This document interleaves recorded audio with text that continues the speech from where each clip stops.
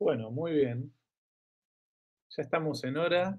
Vamos a comenzar nuestra transmisión. Es un gusto que nos acompañen. Soy Miguel Roth, como parte de Angular y estoy en esta tarde argentina, mediodía en México y tardecita en España. Estoy acompañado por un grupo de colegas, amigos, Santiago Rey de la Fundación Periodismo Patagónico, un gusto que nos acompañe. También Ezequiel Svetliza de Tucumán Z, Kevin, que es nuestro programador, y claro está Pablo Tosco, que está transmitiendo desde España, desde Barcelona. Para mí es un gusto esta oportunidad de encontrarnos, de hacer nuestra primera transmisión en vivo, de poder hablar, que mejor, ¿no?, de periodismo, y periodismo en una situación compleja, como es esta pandemia, que ha generado montones de situaciones complejas para un montón de rubros, y eso también ha afectado, sin duda, la realización como periodistas, nuestro oficio. Y también ha generado un montón de preguntas que hemos estado conversando a lo largo de estas semanas con varios colegas, muchos de ellos que trabajan en alguna agencia, muchos de ellos que trabajan en medios, y muchos otros que son freelance, trabajadores independientes, y que cuando conversábamos notaba fuertes temores, ¿sí? Respecto a cómo continuar, si es que era posible proyectar, cómo, cómo practicar el oficio en una situación pandémica donde muchas puertas se cerraron, donde hay montones de restricciones de movimiento, y si bien en muchos lugares también el trabajador, el periodista, es considerado un trabajador esencial y tiene oportunidades de movimiento, la realidad es que ha sido muy complejo para muchos. Y vuelvo a decirlo, en estos días que nos encontrábamos y que nos enviábamos algún mensaje, con más de uno nos preguntábamos cómo, cómo hacer periodismo en esta situación. Y también al ver el periodismo que se estaba ejecutando, que se estaba practicando, que mucho de ello se reducía a una contabilización de muertes, ¿no? La actualización de casos y de decesos, parecía un conteo constante de muertes y nos veíamos preocupados por eso. Decíamos, ¿esto se puede contar de otra manera? Y por eso es que pensamos en esta oportunidad, en la oportunidad de contar con alguien con experiencia en cobertura de conflictos, en cobertura de crisis y en cobertura de epidemias. Y Pablo Tosco tiene muchísima experiencia en este tipo de situaciones críticas. Pablo es fotoperiodista, es realizador audiovisual. Desde el 2004 documenta proyectos de cooperación, desarrollo y acción humanitaria por todo el mundo. Él ha puesto su foco en África, en América Latina, en Asia, pero ha viajado por todo el mundo y publicó sus historias, sus ensayos fotográficos, sus coberturas fotoperiodísticas, sus realizaciones audiovisuales en diversos medios, en El País, en El Mundo, en La Vanguardia, en BBC, Al Jazeera, en Washington Post, entre un montón, la lista se hace larga. Sus trabajos como realizador, sus documentales más recientes son Distrito Cero, que se filmó en Jordania, Armonías para después de la guerra, que es una producción de Angular, que se filmó en el Kurdistán sirio, lo mismo que El Desvío, que es también una producción de Angular y que se filmó en la estepa patagónica. Y Pablo es miembro coordinador también de nuestra plataforma de periodismo narrativo, de Angular. Y es un gusto que podamos contar con su experiencia para hablar justamente de esto, del periodismo en pandemia, de las historias que importan y que explican. Les digo cómo vamos a hacer. Ahora le voy a dar pie a Santiago, que es nuestro compañero, colega, amigo de la Fundación, director de la Fundación de Periodismo Patagónico. Él va a entrar a las preguntas para hablar directamente con Pablo y luego le voy a dar pie también a Ezequiel, al Pollo Svetliza, que es de Tucumán Z y que va a hacer el cierre y que él va a tener la oportunidad de hacerle las preguntas a Pablo que ustedes nos envíen. Si quieren pueden escribir sus preguntas, sus inquietudes a medida que lo escuchan a Pablo, o si tienen algo dando vuelta en su cabeza y quieren preguntarle, lo pueden hacer a través de Twitter con @espacioangular y ya directamente nos taguean la pregunta, o lo pueden hacer también por el streaming de YouTube. Vamos a estar atentos a las inquietudes que tengan y al final vamos a hacer una ronda breve de preguntas y respuestas. Gracias por acompañarnos, por hacer esto posible también. Esperemos que sea la primera de otras tantas. Y gracias también, Pablo, por tu tiempo y por la oportunidad de poder hablar de esto. Santi, te doy pie a vos para las preguntas, para que te presentes también. Gracias. Bueno, muchas gracias, Miguel. Gracias a Espacio Angular, gracias a Tucumán Z, gracias a la Fundación de Periodismo Patagónico. 2 o 3 conceptos antes de abrir ya la charla con Pablo. La primera, me parece muy interesante este encuentro, que no tiene la forma de un abanico, es decir, que no se ve obligado a pasar por Buenos Aires para llegar luego a otro punto de las provincias. Digo esto porque lo primero que creo de este encuentro y de la potencialidad que tiene este encuentro es que no vivir en Buenos Aires no debe ser la motivación central o el elogio primero de una iniciativa de este tipo, sino cierta sensibilidad, empatía y cierta capacidad para contar historias. Y yo la encuentro en Espacio Angular, la encuentro en Tucumán Z. Sabemos que aquí en la Patagonia estamos intentando unir a quienes en este vasto territorio trabajan contando historias, y por eso me parece central que podamos poner en marcha este tipo de actividades para reforzar la tarea de quienes desde las provincias, desde, como se dice, el interior, realizamos este trabajo de cronistas. El debate sobre el periodismo en pandemia nació con la pandemia misma, y a mí me interesa, y me parece que la charla con Pablo tiene más que ver con esto, no tanto las medidas de asepsia personal que debe tomar el fotógrafo o el cronista, que esas en definitiva son prácticamente las mismas para el resto de la población o de quienes realizan trabajos esenciales, sino la posibilidad del acercamiento periodístico, del acercamiento del cronista a estas historias y sus protagonistas y cómo deben realizarse en este contexto tan particular que estamos viviendo. Así que, en principio, el agradecimiento por la invitación, Miguel, a toda la gente de Espacio Angular, a la de Tucumán Z, y desde la Patagonia, entonces, la primera consulta, el saludo primero para Pablo, y la primera consulta tiene que ver con su trabajo realizado hasta ahora, porque estuvo en experiencias previas muy extremas, ¿no? Documentando situaciones de sequías, de hambrunas, de epidemias también, pero más sectorizadas geográficamente como el ébola. Entonces, Pablo, primero el saludo y luego consultarte qué diferencias ves entre aquellas otras experiencias, aquellas otras coberturas y esta que estamos viviendo a nivel mundial. Hola compañeros, hola a todas y todos. La verdad que antes que nada, bueno, agradecerles enormemente. Para mí es una oportunidad hermosa y un privilegio poder encontrarnos por este canal. Buenísimo que las tecnologías nos faciliten, nos habiliten a poder encontrarnos así.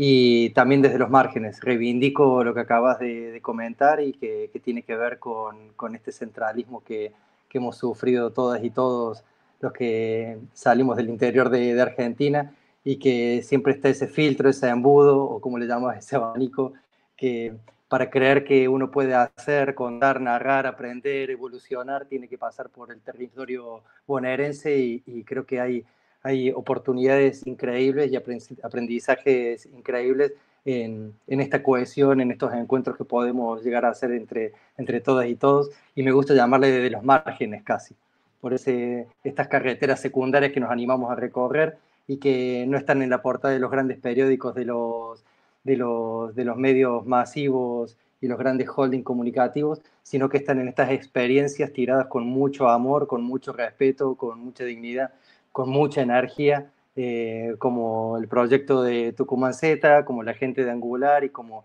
innumerables medios digitales nativos que gracias a la democratización de la tecnología tenemos la oportunidad de tener canales y estas rutas para poder comunicarnos y encontrarnos a través de las historias, los relatos y las narraciones. Muchas gracias, la verdad que les agradezco enormemente la oportunidad. Sí, he puesto una fotografía para empezar porque quizás nos lleva bastante lejos geográficamente y quizás temporalmente, pero esta fotografía fue tomada hace unos 3 años en Níger.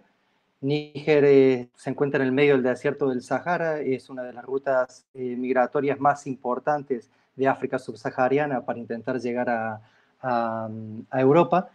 Y en la fotografía están viendo a Yaya y Ali, que son 2 personas de Sierra Leona que huyeron de su país cuando en 2015, un año después de que el ébola arrasara con casi 13.000 vidas.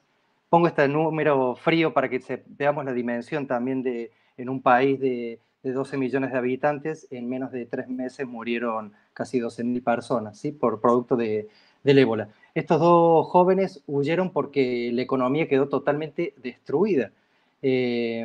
Uno de ellos lo que hacía era cambiaba dólares estadounidenses por dólares liberianos, que era el país que se encontraba al lado. De esa forma, con el cambio, ganaba un poco de dinero, pero en el momento de la crisis del ébola, la gente dejó de tocar dinero. No sé si en Argentina sucedió, pero aquí en España lo que pasó fue que la gente dejó de pagar también con dinero por el riesgo de que el virus se podría contagiar por el papel y optaron por la tarjeta de crédito. Pongo este ejemplo porque la gente en esos contextos no puede optar por una tarjeta de crédito y a partir de esa pequeña tragedia cotidiana la podemos empezar a escalar en un montón de no puedo y un montón de incapacidades y que tienen que ver con una raíz fundamental que es la desigualdad. Y la desigualdad no es un fenómeno meteorológico que cae del cielo, sino que son acciones y actos políticos que excluyen, que marginan, que incriminan. Un poco lo que quiero contarles con esto y hacia dónde vamos es las cifras de muertes, de contagios, quizás nos describen un poco la situación, pero en realidad no nos la están explicando. Como una frase que se escuchan mucho en estos tiempos que tienen que ver, sí, todos estamos confinados, pero los confinamientos no son iguales para todos. Sí, todos estamos con el riesgo de perder trabajo, pero ese trabajo que perdemos quizás la dimensión que tiene en la pérdida no es igual a todos. Por eso quería arrancar, estas personas han tenido que cruzar el desierto, ¿sí? Para llegar, a ver si puedo activar la foto. Han tenido que cruzar el desierto. No sé si están viendo. Pablo, discúlpame un instante. Sí. Pablo, fíjate que tu cámara en particular la veo estática. Yo sé que lo tuyo es la foto, pero aprovechemos la tecnología al máximo que tenemos aquí y tal vez podamos verte además con movimiento, porque por alguna cuestión de la tecnología te vemos congelado. Te estamos escuchando con mucha atención. Me quedé pensando. Claro, te quedaste ahí como pensando. Te estamos escuchando con mucha atención y espero que tu movimiento no nos distraiga. Tendrás que hacer un esfuerzo extra, vale. pero está bueno verte. Dale, adelante, gracias. Ahí sí. Ahí mejor. Perfecto. Ahí te escuchamos perfecto, ¿sí? Y te vemos. No soy el guapo que esperaban, pero bueno, es lo que hay. Sí, perdón, que quería mostrarles esta fotografía de Yaya y de Ali, y una fotografía siguiente que no sé si le alcanzaron a ver, que es esta, la comparto de nuevo, permitir, que es de qué forma estas personas cruzan el desierto. A ver si se ve, ¿sí? Y vuelvo a estar yo, perfecto, y vuelvo a estar yo en cámara. Voy haciendo switch, así, perfecto. Y de ahí saltar a cómo empezó y cómo hemos vivido este confinamiento. Empezando por tu pregunta, creo que a diferencia de las diferentes crisis que yo he cubierto, esta en particular me interpela y me interpeló directamente a mí por ciudadano de aquí de Barcelona y de España. Yo las coberturas que he hecho son coberturas, no son vidas que he realizado en otros países, sino que he estado en Liberia, en Sierra Leona, a lo largo de 1 mes y medio, casi 2 meses, haciendo la cobertura, y luego regresé aquí, ¿no? En este caso particular creo que, bueno, no creo, sino que nos ha interpelado directamente.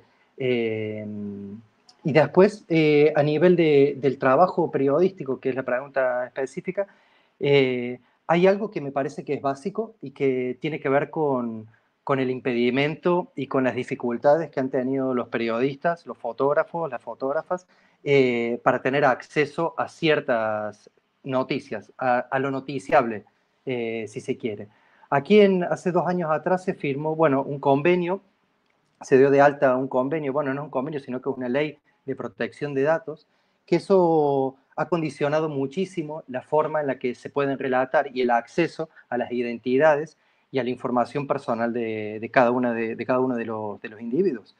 Eh, Eso creo que fue una de esta GPDR, que se llama Gestión de Datos Personales, ha significado que tanto hospitales, residencias, centros donde había este tipo de personas que fueran vulnerables o que, o que de alguna forma se quisiera contar su historia, eh, los periodistas nos topamos con algo que en el caso de los que venimos trabajando hace tiempo, ya fuera del país, ya lo teníamos registrado, pero aquí se han topado con una cuestión básica que es el pedir un permiso escrito. O sea, no hay ya solamente una palabra, podríamos decir, un convenio o un consenso oral, sino que hay un paso más, una legalidad que hay que completar, que tiene que ver con un consentimiento explícito de que yo te autorizo a fotografiarme, que yo te autorizo a publicar mi nombre, que yo te autorizo a que tu medio y que tú puedas publicar mi historia. Eso creo que fue una de las cuestiones que se han encontrado las personas aquí de entrada para tener acceso a las historias. Luego sí, una decisión política del Estado español, y creo que eso se ha repetido en muchos sitios del mundo, de no permitir el acceso a los hospitales, a las residencias, a los sitios donde lo noticiable estaba pasando, ¿sí? Por un lado, la gente confinada, y donde dentro de los trabajadores esenciales estaba la tarea de los y las periodistas, pero nos encontramos con que lo noticiable no era accesible y que había muy pocas personas, muy pocos medios o casi ninguno que tenía acceso a lo que estaba sucediendo en los hospitales, en las residencias, fundamentalmente, y en las UCI, en las unidades de terapia intensiva, que es donde estaba la gente que estaba sufriendo drásticamente ya la evolución del virus.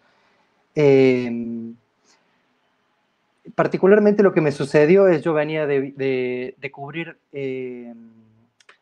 una situación bastante particular. En el sur de España se producen frutos rojos, hay muy poca mano de obra y tradicionalmente desde hace unos años se están reclutando mujeres marroquíes que se las traen contingentes de unas 10.000 o 15.000 mujeres y se las hace cruzar el Mediterráneo, y durante 3 meses trabajan de manera intensiva en estas plantaciones. Quería empezar con esto porque un poco el relato que yo he intentado construir a lo largo de esta pandemia, que primero empieza con el confinamiento, tal cual como todos y todas, luego al saber que puedo circular por ser periodista y me encuentro con una ciudad vacía, y creo que fue lo que más a mí me conmovió y me atrajo, es que de repente una ciudad con ruido se silenciara de esa manera, y el único sonido que existiera fuera el de las ambulancias y el de los coches de policía.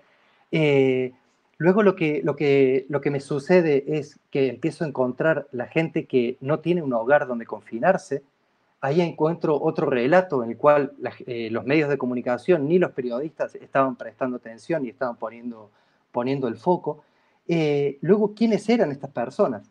Gente en muchos casos que ya venía en situación de calle previa, pero muchas personas migrantes que habían venido a buscarse la vida aquí, muchos trabajadores del cuidado, del hogar, muchas trabajadoras del hogar, que en este contexto de pandemia perdieron su trabajo y quedaron totalmente marginados y expulsados del sistema de protección y viviendo en situación de calle. Quiero ver a ver si les puedo compartir algunas fotografías, perdón.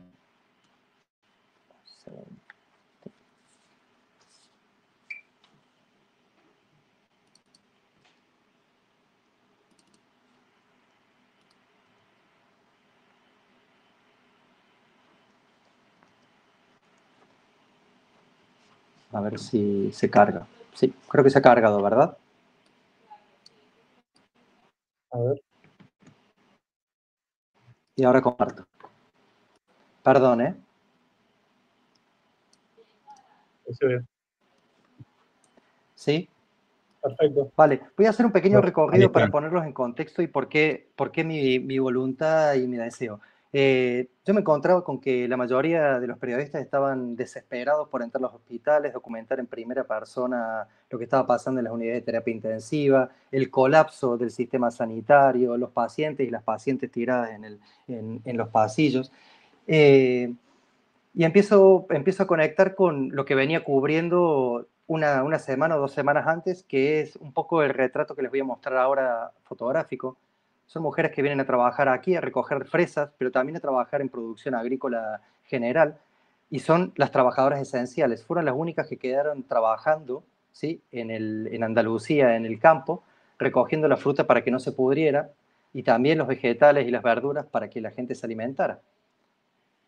Se pueden imaginar, y me gustaría poder mostrarles dónde estaban confinadas estas mujeres. Si así son los invernaderos donde trabajaban, los sitios donde dormían y donde comían y donde vivían eran muy similares.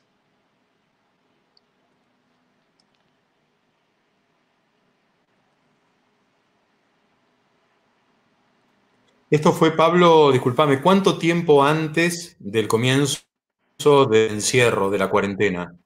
Esto fue el día que se declaró la cuarentena. El 12 de marzo yo estaba en Huelva, en Andalucía, documentando estas fotografías. Y el 13 de marzo se declara el estado de alarma, el gobierno de España declara el estado de alarma, y a partir de ahí comienza el confinamiento que dura hasta finales de mayo. ¿Sí? ¿Y Pongo tenés esta, idea qué has pasado con ella durante el sí, confinamiento?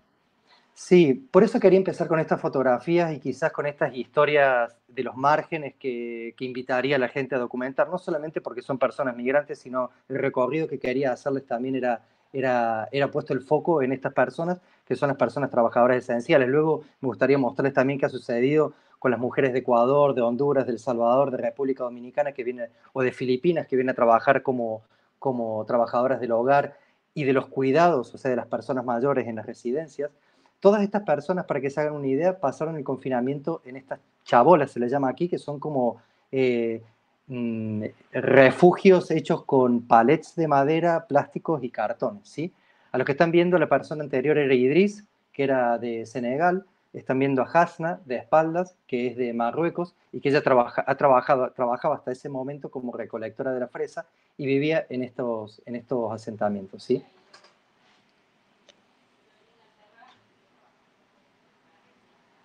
Esto pasa aquí en España. Esto no le estoy mostrando fotos ni de África, ni de Medio Oriente, ni de Asia, sino que esto es al lado de donde zarpó Colón, Cristóbalo Columbus, hacia nuevas tierras. O sea, está al lado de Puerto de Palos, para que se hagan una idea así y una analogía bastante macabra del destino.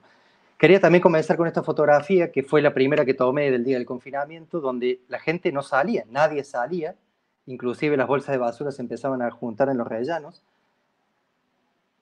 que a mí es como la evolución también que he hecho fotográficamente de lo que me iba encontrando y también eh, reduciendo la incertidumbre y el miedo que generaba la situación, ¿no? Nadie sabía lo que estaba sucediendo, nadie sabía bien cómo te podías contagiar.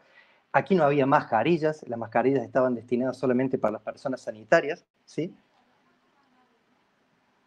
Esta es la primera fotografía que saqué una noche que salí. Como ven, no hay casi coches y hay 2 personas chinas. Yo vivo en un barrio que está habitado por una comunidad china bastante grande, que hacía ya un mes que había cerrado todas sus tiendas, o sea, no había una verdulería, un kiosco de propietario chino o china que estuviera abierto, ya cuando comenzó lo de Wuhan, por miedo a la persecución, a la discriminación o racismo, estas personas se confinaron directamente en sus casas y cerraron sus tiendas.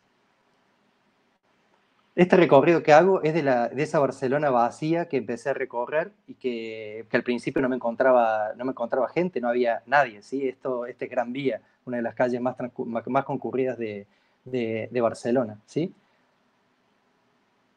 Las plazas cerradas, los tranvías con el conductor que ya no cobraba ticket, sino que simplemente te entrabas y tenías que pagarlo por tu cuenta.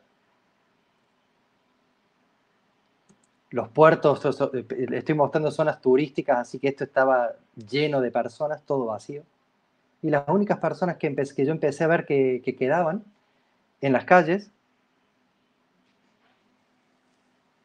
son los trabajadores, las personas que llevaban el delivery, que se llama creo allí en Argentina, y aquí son los, bueno, le vamos a llamar delivery, son los que llevan en su mochilita comida o productos de un restaurante a una vivienda particular. Los mercados, como les decía, solamente ambulancias y sonidos de sirenas de policía. Y lo que empiezo a ver es que hay gente deambulando, gente en busca de un sitio donde estar seguro. Todavía cuando empezó el confinamiento hacía bastante frío en Barcelona, temporada de lluvia, y la pregunta es si hay que confinarse, ¿dónde se empieza a confinar esta gente? Ahí conocí a Antonio de Huesca, no es ninguna persona migrante, bueno, es un migrante interno de España, y durante varios días estuve con él. Esta gente son las que estaba alrededor de mi casa, o sea, no es que me tenía que desplazar lejos para ir a buscarles historias, estaban alrededor. La gente que estaba sufriendo en carne propia el no poder tener un sitio donde confinarse, y si lo tenían también, y que era lo más importante, era que esta gente también tenía el miedo de ir a esos lugares, a albergues masivos que se estaban organizando para las personas en situación de calle, que estas personas tenían mucho miedo de meterse en esos lugares y infectarse, ¿no? Esto forma parte de una serie de reportajes que también hemos publicado en Espacio Angular, dentro del ciclo que se llamaba Bitácoras, que fue como una iniciativa desde diferentes partes del mundo, sin ninguna pretensión, ni quisiéramos decir, ni rigurosidad periodística, sino que yo creo más una especie de aproximación a lo que nos estaba pasando en nuestro entorno, podríamos decir casi de una manera más emocional que periodística, ¿no?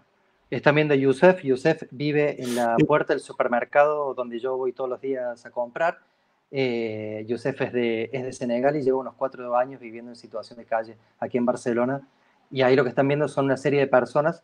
Las que están viendo atrás son jornaleros que trabajaban supuestamente en la recogida de la fruta en Lérida, y producto del confinamiento y del bloqueo, porque no se podían desplazar de una provincia a otra, quedaron anclados en Barcelona.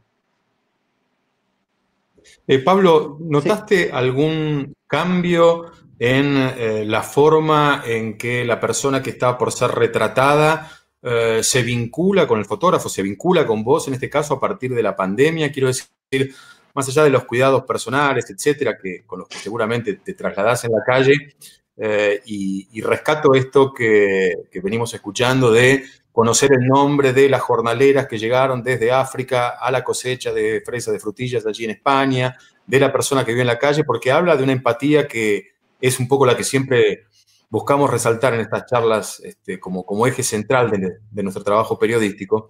Pero digo, has cubierto muchos otros eventos extremos. Te quiero preguntar si en de pandemia en particular has notado algún tipo de cambio en la recepción, en la forma de aproximación, de percepción que de tu trabajo tienen aquellos a quienes retratar. Bueno, la gente que está a mi alrededor, a mí me gustaba mucho, bueno, me gusta mucho una frase de Kapuscinski cuando habla del oficio del periodista, y que para mí es como también una máxima, ¿no? 5 cuestiones básicas para desarrollar para desarrollarse como narrador de historias desde el periodismo o del fotoperiodismo, si quiere. Hay que estar, hay que mirar, hay que oír, hay que pensar, y para él lo último es compartir. A mí me gusta pensar de que todas las fotografías, salvo la que están viendo en esta en particular, que es de una mujer que está cruzando una calle vacía,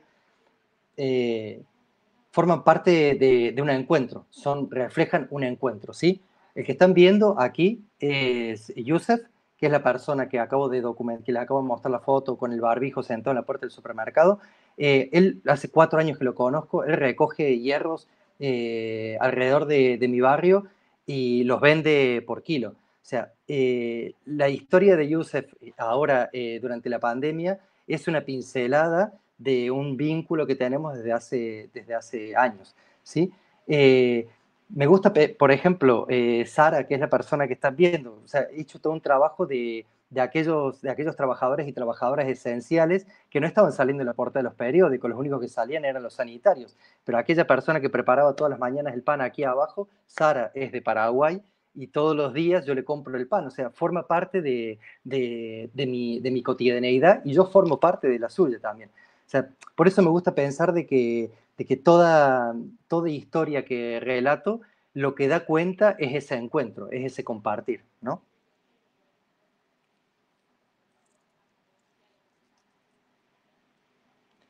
Sí, lo que sí he notado, el recelo y mucho celo es a la hora de llegar a personas que están institucionalizadas. Por ejemplo, en el caso, no sé, Milagro, ¿no? Milagro es una médica tucumana. He también hecho un reportaje de todas aquellas personas que se vincularon durante la pandemia de una forma voluntaria o a través de su profesión o de su oficio a dar asistencia. Y lo que hice es un trabajo de documentar su día a día, ¿no? Esta es la primera y la última vez que entré a un centro hospitalario, y entré porque conocía Milagro, no porque en particular me interesara entrar a documentar lo que estaba pasando ahí adentro.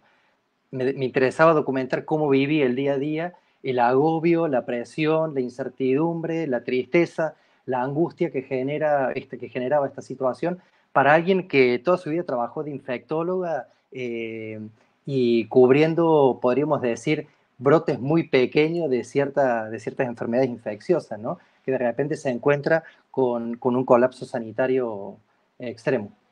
¿Sí? Este es el día a día, que verán que solamente hay una foto con un paciente, el resto es un acompañar de su cotidianidad. Yo no quería mostrar ni la UCI, ni cómo ni cómo funcionaba un respirador, sino simplemente cuánto tiempo le consume a una enfermera o a una médica, a un médico, colocarse y sacarse el EPI, el equipo de protección individual.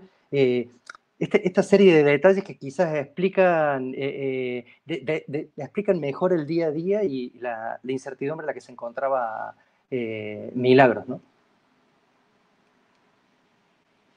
¿Y has visto, Pablo, ejemplos de que este tipo de coberturas, de esta cotidianidad humana, digamos, de la pandemia, tengan lugar en los grandes medios? Porque muchas veces lo que sucede es que el mainstream de la comunicación, digamos, cada tanto toma esta información de los márgenes, digamos, y la lleva a la portada de los grandes diarios, como vos decías, ¿no? Pero hay un vínculo bastante complejo entre los intereses de esos medios y el trabajo en los márgenes de los que vos hablabas al comienzo.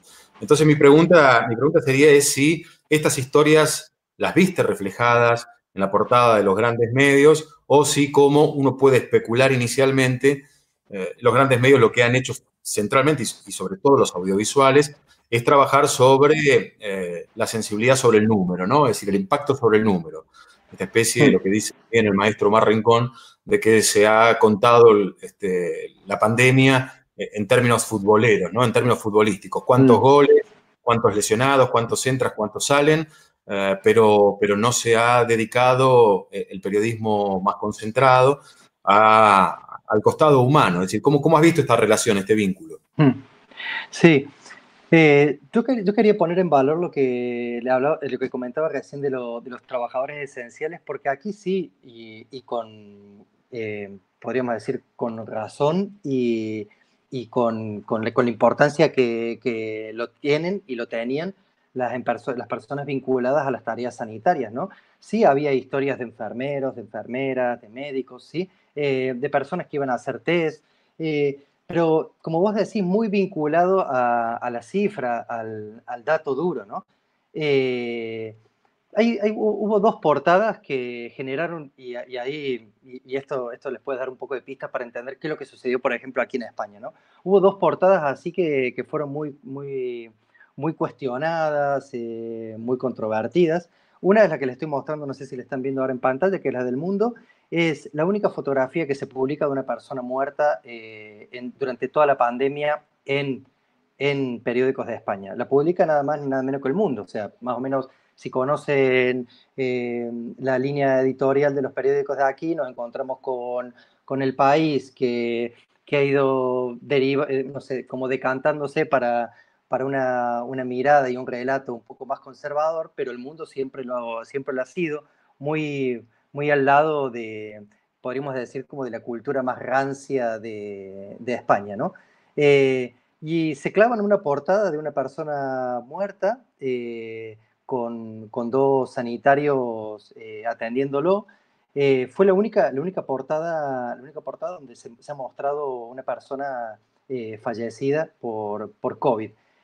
Y de acá los fotógrafos y las fotógrafas, y bueno, y también periodistas y periodistas y semiólogos, semiólogas, podemos reflexionar sobre la composición, la narración, el relato que hay detrás de aquí y la falta de dignidad, de cuidado, de respeto y de todo lo que yo les venía diciendo antes, de la preocupación por el respeto a la intimidad y a la persona. En esta foto ya ven que se lo salta por todos lados, ¿no? Esta fotografía, quizás muchos hablan de que esta fotografía se tendría que haber repetido más, ¿sí? Y este es un gran debate también entre los editores, las editoras y el sector del fotoperiodismo aquí, porque quizás los brotes o los rebrotes que se están dando ahora y la falta podríamos decir, de valor a la tragedia que se ha vivido, pudo haber sido por la falta justamente de este tipo de relatos fotográficos, donde en realidad se muestre cuál es la realidad de esta pandemia, ¿no? Que mata, y que no solamente mata a personas mayores y que están en residencia, sino que cualquier persona, no en su mayoría, el colectivo más vulnerable, ya todos y todas lo sabemos, pero bueno, nadie está exento en que al contraer este virus se le pueda complicar y pueda generar neumonía y derivar en otras patologías, ¿no? Yo ponía esto y es como un pantallazo pregunta, no tanto como una certeza, sino quizás era más necesario este tipo de fotografías para que la gente fuera consciente y no pensara solamente en cifras y en estadísticas y en números, sino que hay personas con una vida por detrás, con una historia, con un hogar. Claro, la foto también relata en qué contextos de soledad están las personas, o sea, este documento nos puede dar muchas pistas para entender cómo se estaban viviendo los confinamientos o la falta de atención sanitaria primaria que había o en qué condiciones estaban trabajando los sanitarios y las sanitarias en esos contextos, ¿sí? Sin ir más lejos, puedo mostrar una fotografía de Fabio Bucarelli hecha en Italia, publicada por el New York Times, ¿sí? Que vemos que en la composición, la aproximación del fotógrafo, dónde está, nos da pistas para ver que no es una postal, sino que es alguien que está de alguna forma dentro del equipo que llega, no es una mirada, podemos decir, exógena, sino que es una mirada casi participativa, ¿no? Tomada podemos decir, con un 24 casi, con 24 milímetros. Hay nombres y apellidos de las personas que están en la fotografía, pero esta fotografía en España ni se ha visto ni se verá, ¿no? No forma parte del relato, ni tampoco en su momento formaba parte del acceso que tenían los periodistas y los fotógrafos a acompañar a los equipos sanitarios, ¿no? Eso ha sido un impedimento muy, muy grande.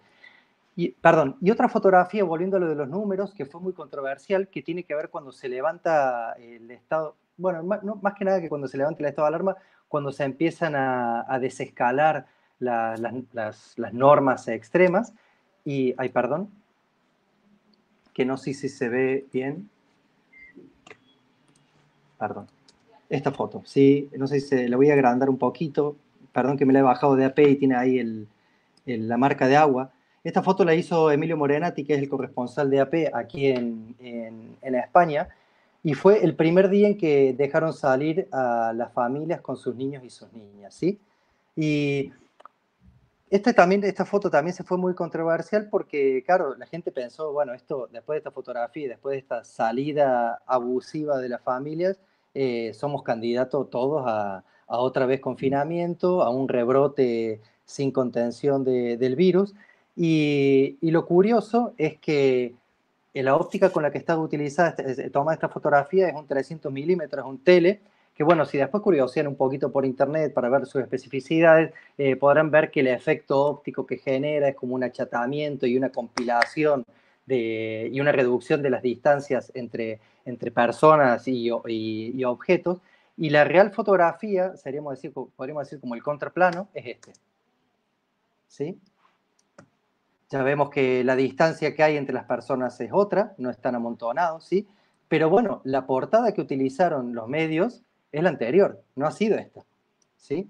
Entonces ahí también vemos cuál es el relato, qué es lo que se quiere construir a través de la imagen y también las luchas políticas que hay. Pensemos de que esta fotografía fue tomada en Barcelona, las disputas que viene teniendo el gobierno, podríamos decir, central con el gobierno de Cataluña, con intenciones independentistas, se disputan no solamente competencias y poder, sino también relatos, ¿no? Los periódicos de nacionales, por supuesto, publicaban esta foto, como que en Barcelona había habido una desbandada, a todos se le había ido la cabeza y habían salido como si no hubiera un mañana a tomar el sol y a contagiarse. ¿Sí? Pensaba, Pablo, ya para ir cerrando mi intervención y darle paso a Ezequiel y darle paso también a la pregunta de quienes nos están acompañando y viendo a través de YouTube, que, digamos, la situación de la pandemia vino a cruzar hechos ya preestablecidos, digamos, el vínculo entre los medios y sus audiencias ya tenía una forma determinada antes de que aparezca la pandemia, y que en realidad la pandemia no vino a modificarlas, sino que vino a exacerbarlas, ¿no? Porque esta audiencia creada que luego demanda espectacularidad, números, amarillismo, etcétera, se vio potenciada por la situación de la pandemia. Entonces, lo que pensaba mientras observaba tu trabajo y charlábamos en la previa con los colegas de Espacio Angular y de Tucumán Z, es aprovechar este espacio para conversar sobre si hay un periodismo por venir que aprenda de este tipo de experiencias y pueda tener otro enfoque y colaborar en la construcción de otras audiencias. Audiencias que demanden calidad, audiencias que demanden una mirada más humanista, otra empatía a los cronistas. Vos, digamos, ¿en qué momento crees que estamos? ¿Crees que a partir de lo que ha sucedido, por el carácter universal que tiene, pueda modificar esa relación, pueda darnos la oportunidad de modificar esa relación y generar una demanda de audiencias de mejor calidad para el periodismo que hacemos cotidianamente? Jo, es de menester, ¿eh? Otra vez lo cito a Kapuscinski, que decía cuando la información pasó a ser una mercancía, la verdad dejó de tener importancia.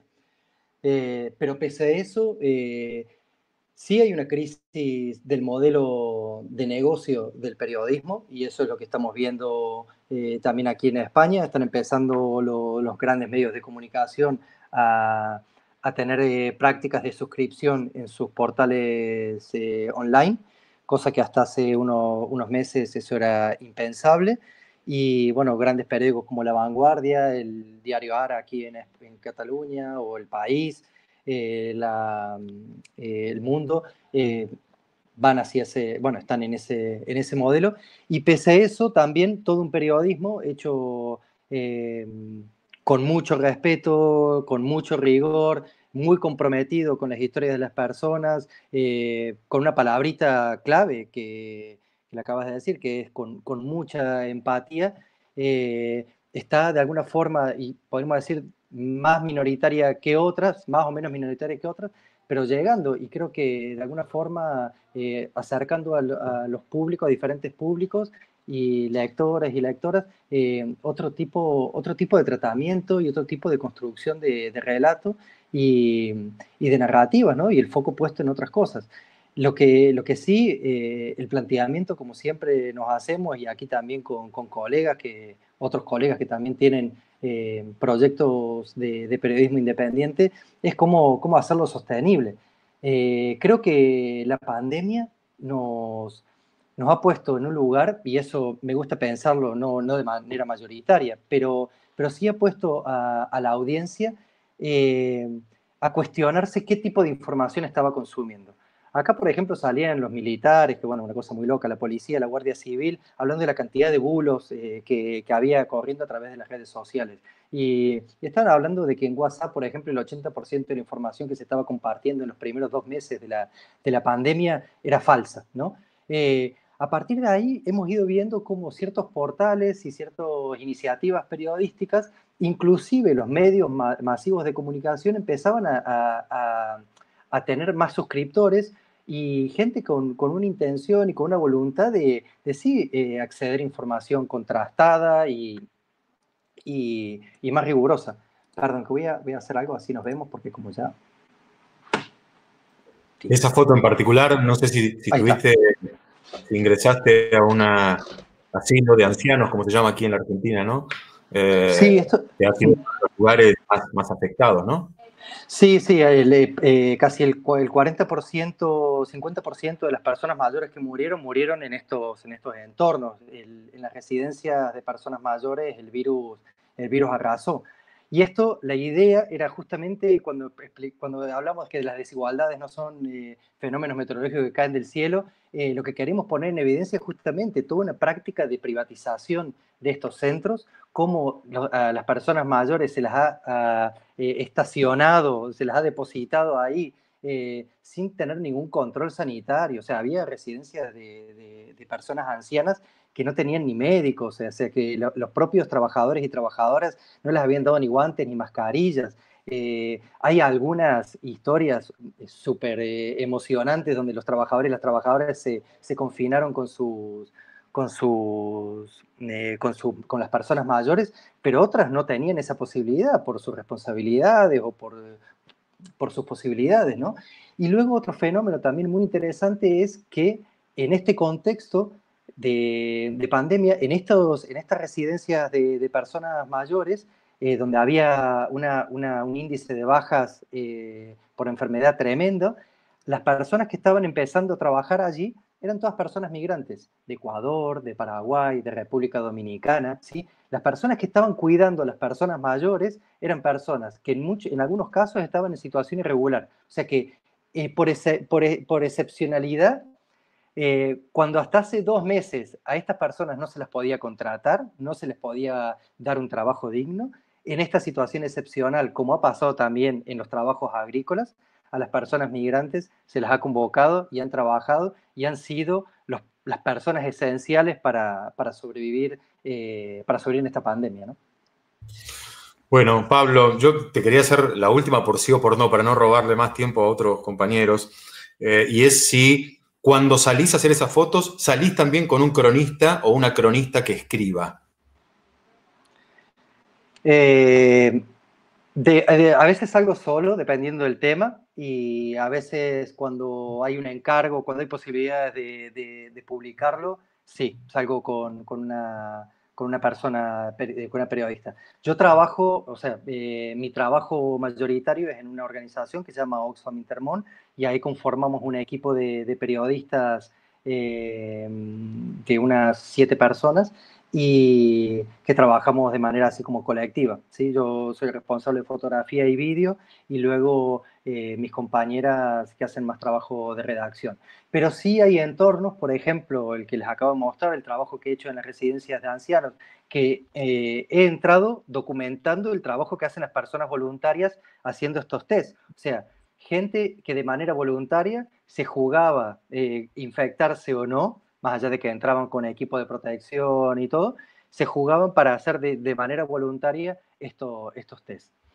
Y luego quería también, para terminar, y no doy más la chapa con esto, que me parece que en estos contextos donde supuestamente tendría que la generosidad, la solidaridad, la empatía, el cuidado colectivo, el bien común deberían ser como una máxima, nos encontramos con que siempre la parte privilegiada, el colectivo privilegiado, no en su mayoría, pero sí gran parte de él, salía a la calle reivindicando sus privilegios, exigiendo que el confinamiento termine para poder ellos desplazarse a sus segundas residencias en la montaña o en las playas, y lo que están viendo es una manifestación organizada por Vox, un partido de ultraderecha, en el medio, o sea, esto fue en finales de abril, en el medio del confinamiento, para reivindicar que se termine el confinamiento. Iniciativas que estamos viendo en todos lados del mundo, ¿no? Se repiten en Brasil, se repiten en Bolivia, se repiten en Estados Unidos, se repiten en México y aquí en España, en Francia y en el Reino Unido, por supuesto que no es la excepción. Y aquí también en Argentina, Pablo. Bueno, Exactamente. Beatriz, desde Tucumán, nuestros compañeros y compañeras de Tucumán Z toman ahora la palabra. Gracias. Bueno, muchísimas gracias a todos, principalmente a Pablo. La verdad que ha sido muy iluminador este retrato que nos ha dado de cómo hacer periodismo en esta pandemia que nos ha trastocado a niveles colectivos y a niveles íntimos también. Yo voy a insistir también en un punto que ya lo han destacado tanto Miguel como Santiago, que es la necesidad de generar estos espacios virtuales en este caso, dadas las circunstancias, pero justamente tanto con Miguel como con Santiago estamos todo el tiempo viendo cómo generar contenidos, producciones, encuentros de alguna manera, ¿no? Entre plataformas que son de carácter independiente, que apuestan a un periodismo que está por fuera de las grandes industrias de la comunicación, ¿no? Y esto es como también una manera de encontrarnos, ¿no? En esa lucha cotidiana que tenemos por ese tipo de periodismo por el que apostamos también a diario. Así que nada, agradecerle a Miguel la iniciativa.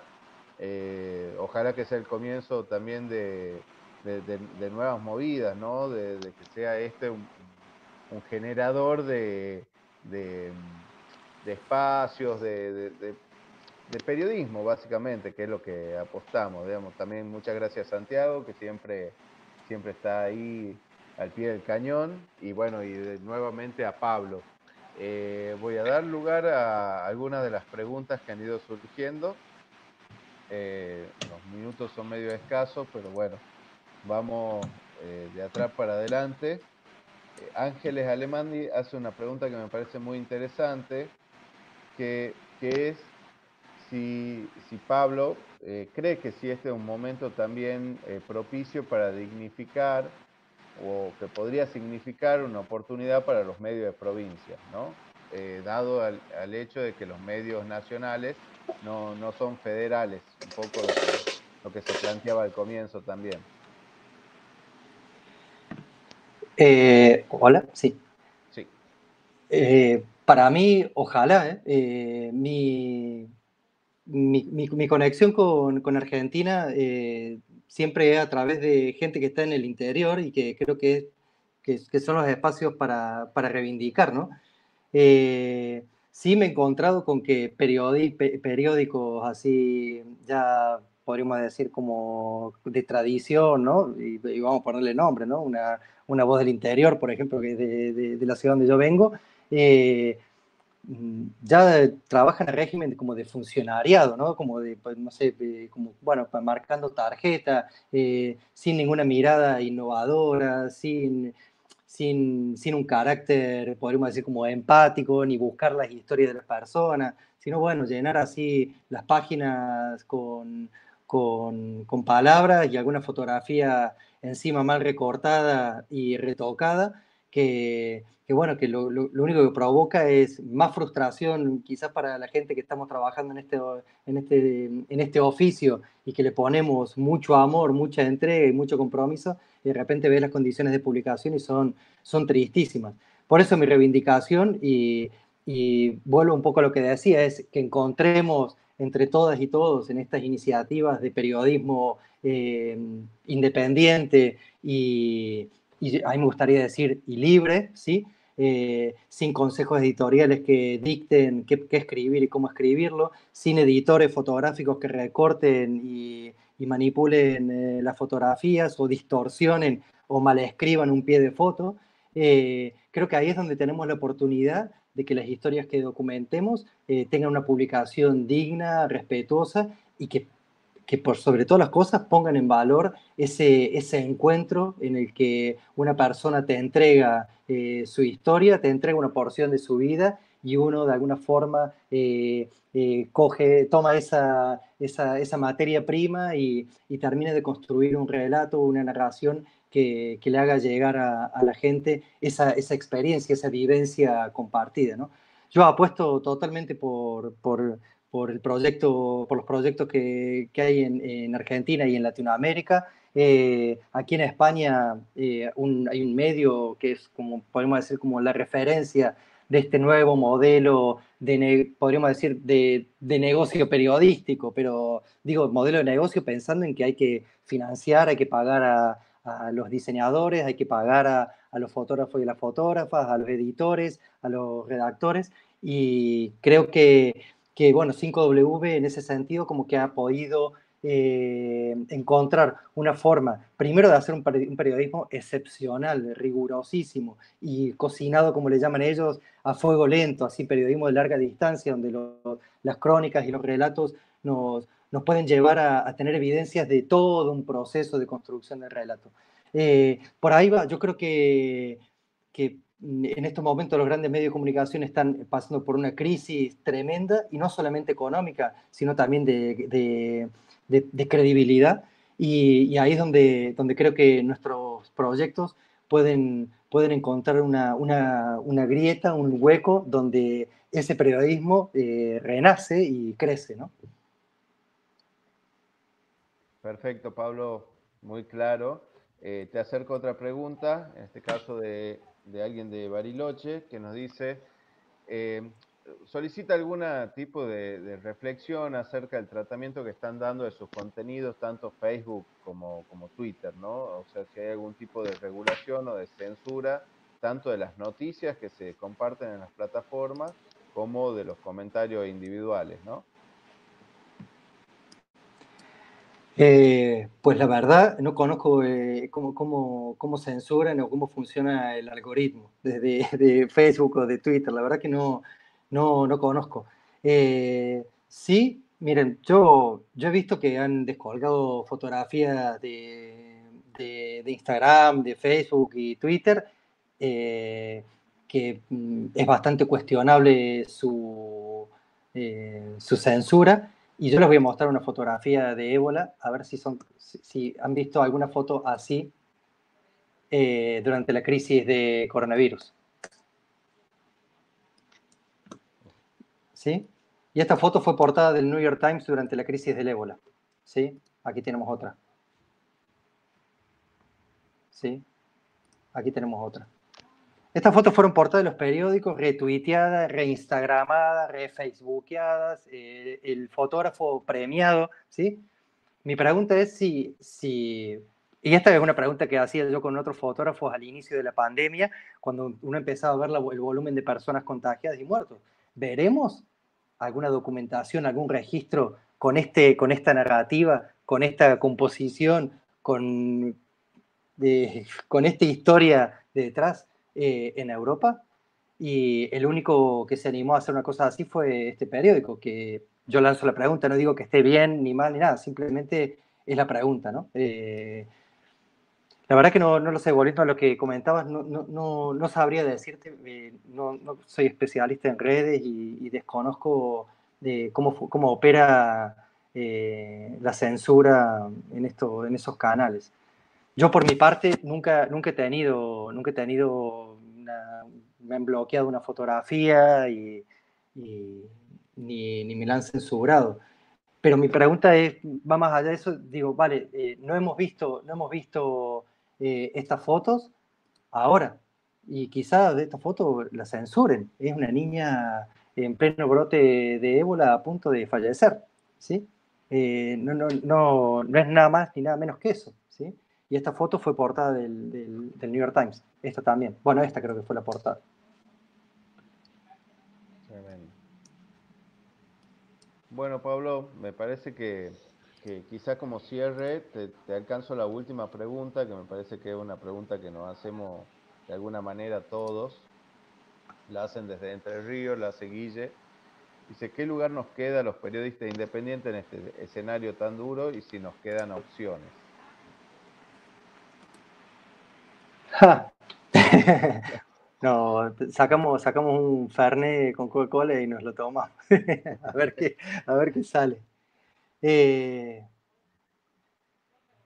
Claro, es la pregunta que creo que todos los que tenemos algún proyecto como el vuestro de Tucumán Z o el nuestro con Miguel en Angular o inclusive la fundación, cómo sacar adelante en este entorno. Y yo creo que, bueno, somos personas que creemos más allá de que esto sea redituable o nos sirva para financiarnos nuestra vida.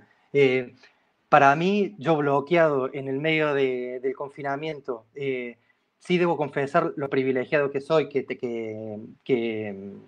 bueno, que tenía un trabajo y que no lo había perdido, no lo había perdido en la pandemia. Eso me permitía tener cierta tranquilidad, pero en ningún momento dejé de pensar en que en este contexto yo tenía el privilegio de poder salir, tenía la autorización de poder salir y narrar lo que estaba pasando. Y no necesitaba cruzarme el continente, ni hacer los recorridos que suelo hacer durante mi trabajo, ¿no? Las historias estaban aquí en mi casa, en el piso de abajo y en el portal de mi vivienda. Y creo que hay espacios donde esas historias pueden verse, donde esas historias se pueden leer, donde esas historias se pueden compartir. Yo animo a la gente que eso no lo deje hacer. O sea, somos narradores, los periodistas y las periodistas somos narradores, relatores de lo que pasa en nuestra cotidianeidad. Y invitamos a la gente que no tiene esa realidad cerquita a que esté en contacto, a sensibilizarla, a comprometerla con el otro, a explicarle la otredad, ¿no? Aunque sea sin remuneración, esas historias vale la pena que sean contadas. Pero vuelvo a eso, no vivimos del aire y este trabajo, de una forma u otra, necesita ser reivindicado, necesita ser respetado y que de alguna forma u otra estas personas y nosotras y nosotros podamos vivir de eso, ¿no? Le tenemos que dar una vuelta grande y creo que el primer pasito de encontrarnos, de compartir contenidos, de compartir experiencias, de poder tener registro de otras iniciativas y ahora con la tecnología de lugares tan dispares y tan distantes del mundo, eso nos hace más ricos y más afortunados y privilegiados que cualquier otra persona, ¿no? Esta oportunidad que tenemos es de una nutrición extrema. Y bueno, yo me siento privilegiado y creo que poder contar con vosotros organizando esto y dándole difusión y encontrándonos es para celebrarlo, aunque estemos en este contexto tan difícil, ¿no? Perfecto, Pablo. Bueno, me toca el cierre. La verdad que muy... Perdón, Sí, quería una sola cosita porque quizás tenía un montón de material para mostrarles antes de que nos vayamos. Me comentaron qué fue de la vida de estas personas que les mostré las fotos al principio, de Idrisa, de Hasna, de de Ali. Y no quiero irme sin mostrarles lo que ha pasado hace 3 semanas, en las últimas 3 semanas atrás. Esta gente que estaba trabajando en Andalucía, en Huelva, recogiendo los vegetales, las verduras, la fresa, los frutos rojos, trabajando en las fincas agrícolas, que viven en esos asentamientos, sufrieron, y ahora les quiero mostrar en qué condiciones están ahora las viviendas, ¿sí?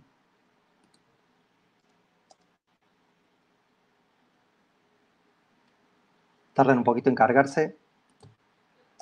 Se han quemado todos los asentamientos, no la totalidad del asentamiento. Ahí están viendo a Hasna, que es la mujer que les había mostrado la fotografía de espaldas al inicio, ¿sí? Eso es lo que queda de su hogar. Y este es Idrisa. Sale con estas bombonas, se pueden imaginar, en esas chocitas había bombonas, estas son como garrafas de gas para cocinar, para calentarse. Se pueden imaginar que cuando se prendieron fuego todas estas chozas, esos eran como los barriles que lanzaba Bashar al-Assad en Siria, explotando por los aires, ¿sí? Y esta gente en estos momentos está... Perdón, no se están viendo las fotos, yo por lo menos aquí no las veo, no sé si... Ay, perdón. El resto... Mil disculpas. Vuelvo a mostrarle, aunque sea la de Hasna. Perdón, porque sí. decía que para cerrar estaba interesante.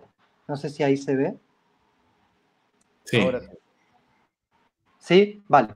Él es Idrisa, el que estaba construyendo su casa al principio, que lo vimos de espaldas frente al tejido ese de palets. Esta es Hasna, ¿sí? La mujer que vimos también de espaldas y que estaba sentada en su camita hablando por teléfono.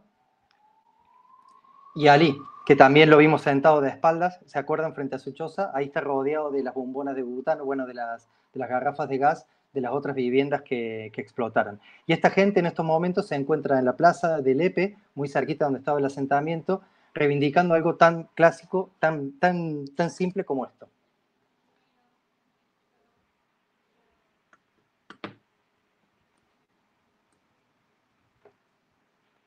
Tremendo. Bueno, perdón, no quería alargarme mucho más, pero bueno, quería terminar con ellos porque me pareció un homenaje y una reivindicación de estas personas que están en una situación así de vulnerabilidad extrema y abandonadas totalmente por el Estado y inclusive por las personas y el crecimiento del odio y el racismo, que en esta situación debería haber menguado y todo lo contrario. Bien.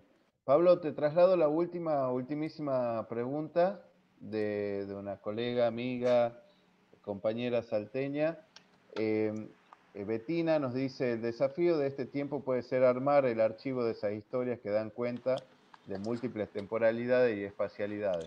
¿Cómo hacemos para armar ese banco de historias de vida pandémica? Es decir, ¿cómo volvemos esto un archivo, ¿no? Un archivo humano, por decirlo de alguna manera, porque el archivo también puede tener esa frialdad del dato, ¿no? Es fundamental, ¿eh? O sea, yo creo que de los argumentos que teníamos los fotógrafos y la fotógrafa cuando comenzó esto es, esto tiene que quedar documentado, de esto tiene que haber testimonio, o sea, no puede estar pasando que en todo el mundo la gente está, o sea, 7.000 millones de personas están llamadas a confinarse u obligadas a confinarse donde puedan. Los países se han parado. O sea, la fotografía que les mostraba de la Gran Vía de Barcelona sería imposible, o sea, pero ni hace 100 años atrás, o sea, esto sería imposible ahora, ¿no? Creo que es necesario, ¿no? Hay una iniciativa muy interesante liderada por Santi Palacios, aquí un fotógrafo de España, que junto con todo un grupo de fotógrafos estamos colaborando con el archivo COVID, ¿sí? Creo que él dio un pasito más allá. Nosotros nos podemos juntar, nosotras y nosotros nos podemos juntar, hacemos un grupo de WhatsApp y nos vamos compartiendo todo lo que hemos estado documentando en este tiempo, ¿sí? Pero el salto cualitativo, y creo que es a lo que hace referencia la compañera de Salta, es que esto tenga una función social tal cual como la tiene el periodismo, ¿no? ¿Cómo hacemos de que esto funcione, o sea, de que esto sirva para algo? De que este disco duro lleno de gigas y gigas de fotografía trascienda de aquí y sirva para sensibilizar, para que la gente cuando levanten el confinamiento no salga como loca, o para que nuestros hijos, nuestras hijas o nietos, nietas sean conscientes de lo que sucedió aquí, ¿no? Y el salto cualitativo fue intentar buscar una institución que avalara este archivo, ¿sí? Y no es fácil. Y por otro lado, algo muy importante que es una mesa de edición, que no vale, yo fotógrafo te mando mis 20 fotografías más bonitas. No, todo un trabajo de construcción de archivo y de relato. O sea, todos los fotógrafos y todos los fotógrafos tenían el deseo, la intención de entrar en una UCI, ¿sí? Pero por eso también quería mostrarles de que hay un universo que ha quedado eclipsado, silenciado y olvidado, ¿sí? Durante este tiempo de pandemia, que no ha sido evidente y no ha salido en los medios, pero que sí tiene un impacto y va a tener un impacto social enorme. Y eso creo que es la función en estos momentos. Primero, la función que debería haber sido desde el principio, pero también la función social en estos momentos del periodismo, de acercar el micrófono, de acercar la cámara, de romper ese silenciamiento de esas personas que ahora esporádicamente aparecen en el portada de un periódico porque la agenda así lo dicta, pero sí para entender por qué el sistema sanitario colapsó, qué ha pasado con las privatizaciones, por qué ha pasado con la regularización de las personas migrantes, en qué condiciones han hecho el confinamiento las diferentes personas de los diferentes estratos quintiles o clases sociales, como le llamemos. Y para terminar, lo que hicieron, aparte de esta mesa de edición, para poder encontrar estas líneas narrativas, se pusieron en contacto con la Universidad Alcalá de Henares, que es como la universidad, podríamos decir, el referente de archivo en España, para que amparara, custodiara, gestionara este archivo con la producción de un software para la gestión, la búsqueda y la descarga, ¿no? Esta es una iniciativa de aquí. Tengo constancia de que en muchos sitios en Latinoamérica también hay un grupo de fotógrafos que han hecho el COVID Latam, pero lo interesante de esta es que no ha quedado en una cuenta de Instagram donde vamos compartiendo nuestro día a día, sino que ha dado un salto evolutivo que es en la construcción de estas líneas narrativas y el amparo de una institución que legitime que esto es un archivo que se acerca a la veracidad de lo que ha sucedido, o por lo menos a través de esta mesa de edición y de búsqueda, se acerca a una rigurosidad del tratamiento de la historia, ¿no? De lo que ha pasado. Buenísimo, Pablo. Bueno, me despido, nos despedimos, digamos, nuevamente agradeciéndote. Muchas gracias por trasladar esta experiencia vasta, digamos, en palabras y sobre todo en dignificar el oficio y darle esa carga de humanidad, que es un poco lo que bregamos nosotros todo el tiempo, como bien lo ha dicho Santiago, y también creo que es lo que hace falta en cierta medida en esta hiper comunicación donde estamos bombardeados realmente de información, pero esa información no siempre tiene rostros humanos, ¿no? Así que nada, la verdad que ha sido una experiencia extraordinaria, espero que se repita, digamos, como grupo. Muchas gracias nuevamente a Angular, a Migue, que se cargó el equipo al hombro, a Santiago desde allá, desde la Patagonia, y nosotros desde acá del norte, y bueno, vos en España, en esta diáspora, hemos podido armar esto. Me parece que se puede armar y pueden surgir muchas cosas más. Muchas gracias a la gente que se ha sumado, digamos, de distintas partes, que han hecho todavía más amplio ese crisol de voluntades, de opiniones, de miradas. Así que nada, muchas gracias realmente. No, muchas gracias a todos ustedes, a todas. Una oportunidad hermosa y muy, muy, muy agradecido y privilegiado de poder compartir esta experiencia con todos vosotros y vosotras. Muchísimas gracias a todos, y sé del esfuerzo enorme que hacéis para que esto funcione, pero también para que todos los días estas historias con rostros, con nombres, con apellidos, tengan un espacio y lleguen a la gente, lleguen a las audiencias. Mucha fuerza, mucho coraje.